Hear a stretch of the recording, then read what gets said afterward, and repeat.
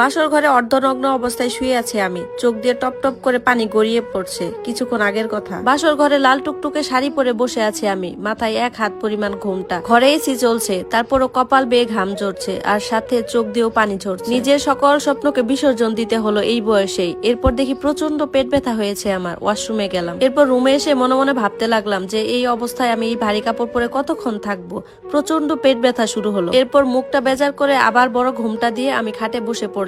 কিন্তু মানুষটা কোথায়? অনেকক্ষণ তো হয়ে গেল, এখনো সে আসলো না। হঠাৎ ঘড়ির টিং টং শব্দে মাথার ঘুমটাটা তুলে ঘড়ির দিকে তাকিয়ে দেখি রাত প্রায় 2টা বাজে। এবার আমি খুব বিরক্তি নিয়ে উঠে দাঁড়ালাম। এদিকে পেট ব্যথায় মনে হচ্ছে আমার জানটাই বেরিয়ে যাবে। এই জন্য আমার ব্যাগ থেকে নিজের 3 পিস বের করলাম। ওয়াশরুম থেকে বের হয়ে দেখি ঘড়ির কাঁটা প্রায় 2:30 ছুঁই ছুঁই। এরপর নিজেকে বিছানায় এলিয়ে দিলাম। সারাদিনের এত ধকলে কখন যে আমার চোখগুলো জোড়া লেগে গেল টেরই পেলাম না। আমি কেবল 8ম শ্রেণীতে পড়ি। বাবা মায়ের কথা রাখতেই নিজেকে বিসর্জন দিয়ে দেই। তালুকদার বংশের মেয়ে আমি, কিন্তু কালের বিবর্তনে হারিয়ে যায় তাদের আধিপত্য, বন্যায় বিলীন হয়ে যায় তাদের সহায় সম্পত্তি। ভাই না থাকায় এই টানাপোড়েনের সংসারে বাবার রোজগার করতে খুব কষ্ট হয়, তাই ভালো পাত্র সে হাতছাড়া করতে চায়নি। আমার বয়সটা খুবই অল্প, কিন্তু এই অল্প বয়সে আমাকে বলির পাঠা করতে আমার বাবার হৃদয়টা একবারও কাঁপেনি। আমার স্বামীর নাম সাদমান চৌধুরী। সে তার বাবা মায়ের একমাত্র সন্তান। এসএসসি গ্রুপের একমাত্র উত্তরাধিকারী হলো সাদমান চৌধুরী।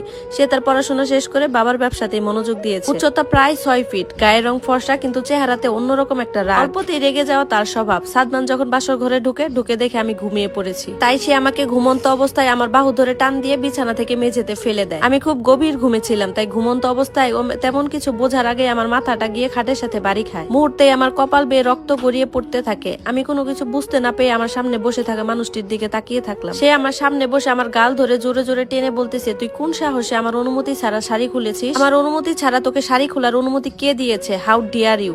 এদিকে তার মুখ থেকে বিশ্রী গন্ধ আসতে লাগলো, আর এই গন্ধে আমার নিঃশ্বাসটা বেরিয়ে যেতে লাগছিল। তাই আমি তার দিক থেকে মুখটা ফিরিয়ে নিই। এই জন্য সাদমান আমাকে জোরে থাপ্পড় দিল, কিন্তু এবার আমি আর নড়লাম না, ওইভাবেই বসে রইলাম। বাসর রাতে আমার স্বামী আমার সাথে এরকম ব্যবহার করবে আমি এমনটা কখনোই ভাবিনি। এদিকে সে আমার ব্যাগপত্রের দিকে এগিয়ে যেতে লাগলো। তার উদ্দেশ্য সে আমাকে আবার আগের মতো করে সাজাবে।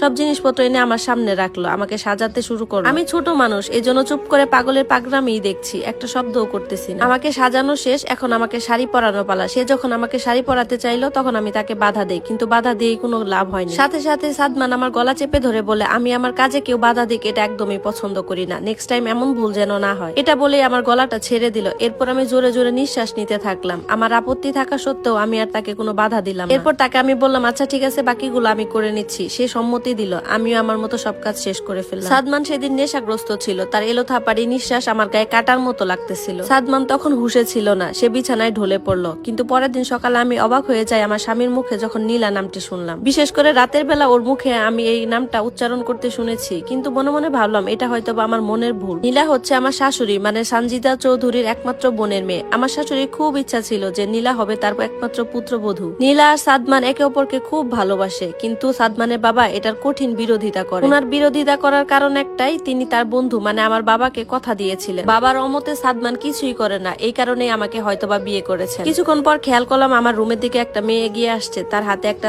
শাড়ি। নিজে আন্দাজ করে নিলাম এটাই হয়তোবা নীলা। নীলা আমাকে অনেকক্ষণ ধরে পর্যবেক্ষণ করলো। এরপর আমাকে জিজ্ঞাসা করলো, তোমাদের মাঝে কি কিছু হয়েছে? আমি তার এই প্রশ্নে ভেবাচাকা খেয়ে গেলাম। তার কথা শুনে আমি মাথা নিচু করে বসে থাকি। এরপর নীলা আর কোনো কথা বাড়ালো না, আমাকে সুন্দর করে সাজিয়ে দিচ্ছে আর আমার সাথে কথা বলছে, গল্প করছে, আমার সম্পর্কে খুঁটিনাটি জানছে। এরপর শাড়ি পরানো শেষ, কোমর অব্দি আমার লম্বা চুল ছেড়ে দিল।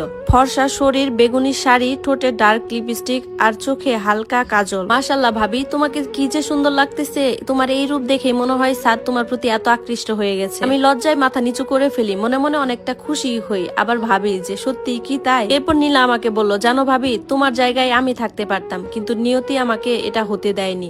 আমি তাকে বললাম, মানে কি নীলা? নীলা বলল, কিছু না ভাবি, চলো নিচে যাই, ডাক এলো বলে। এরপর আমি আর এই কথাটা নিয়ে কোনো ঘাটাঘাটিও করলাম না। আমাকে স্টেজে বসানো হলো, আর সবাই আমার প্রশংসা করলো। আর করবেই না বা কেন? আমি জানি যে আমি কেমন, আমার যেমন রূপ তেমন কথা আর কথা বলার ধরন। সাদমানকে এদিকে অনেকক্ষণ থেকে দেখা যাচ্ছিল না। এদিকে আমার বাড়ি থেকে লোকজন এসে পড়েছে। আজকে আমাকে আর জামাইকে সাথে করে তাদের বাড়ি যেতে হবে।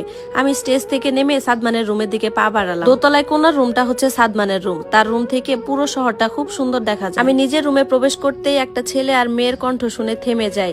তাদের কথাবার্তা শুনে মনে হচ্ছে আওয়াজটা পাশের রুম থেকেই আসছে। আমি সেদিকেই পা বাড়াই, দরজা বন্ধ। দরজায় হাত দিতে পিছন থেকে সানজিদা চৌধুরী মানে আমার শাশুড়ি আমাকে ডেকে বলে, এই মেয়ে, ওইদিকে কোথায় যাচ্ছ? নিজের রুমটাও কি চেনো না? আমি তাকে বললাম মনে হচ্ছে এই রুম থেকে কোনো কিছুর আওয়াজ আসছে। তখন সে আমাকে বলল চুপ, একদম চুপ, তুই নিজের ঘরে গিয়ে রেডি হয়ে নাও, তোমাদের তো দেরি হয়ে যাবে, যেতে হবে না? আমি সাদমানকে এক্ষুনি পাঠাচ্ছি। এরপর আমি সেখান থেকে চলে গেলাম। আমার যাওয়া দেখে আমার শাশুড়ি যেন হাফ ছেড়ে বাঁচলো। খাওয়া দাওয়া শেষ করে সবাই যখন আমাদের বাড়ির দিকে রওনা দিলাম, সবাই গাড়িতে উঠেছি, কিন্তু এমন সময় নীলা বিরোধিতা করে বলে যে ভাইয়া আর ভাবি গাড়িতে যাবে, ওরা তো নতুন বিয়ে হয়েছে, ওদেরকে একটু এক্সট্রা টাইম দেওয়া দরকার।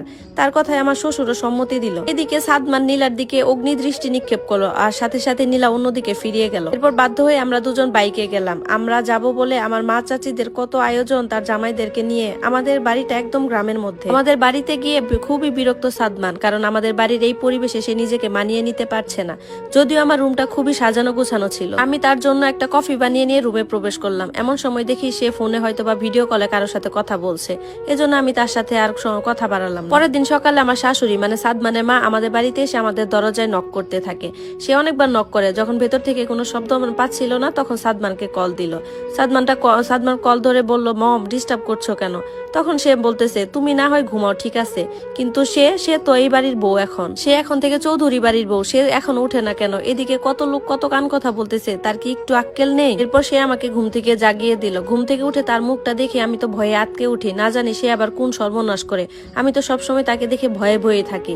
এরপর আমাকে জাগিয়ে দিয়ে সে ওয়াশরুমে চলে গেল। এর কিছুক্ষণ পর আমার শাশুড়ি আমার রুমে ঢুকলো। ঢুকে আমাকে বলতেছে, শোনো, তুমি কিন্তু চৌধুরী বাড়ির বৌমা, এত দেরি করে ঘুম থেকে উঠলে চলবে না। এরপর থেকে সকাল সকাল ঘুম থেকে উঠবা আর বাড়ির সব কাজকর্ম শেষ করবে। এখন তাড়াতাড়ি ফ্রেশ হয়ে নাও, মেহমানরা চলে আসবে। এদিকে আমার শাশুড়ি চলে যাওয়ার পর সাদমান দেখি ভিডিও কলে কারোর সাথে কথা বলছে। একটু আন্দাজ করতে পারি যে ফোনের ওপারে কোনো মেয়েলি কণ্ঠ। আমাকে দেখা মাত্র সে ফোনটা কেটে দিল। ধন্যবাদ সবাইকে। গল্পটি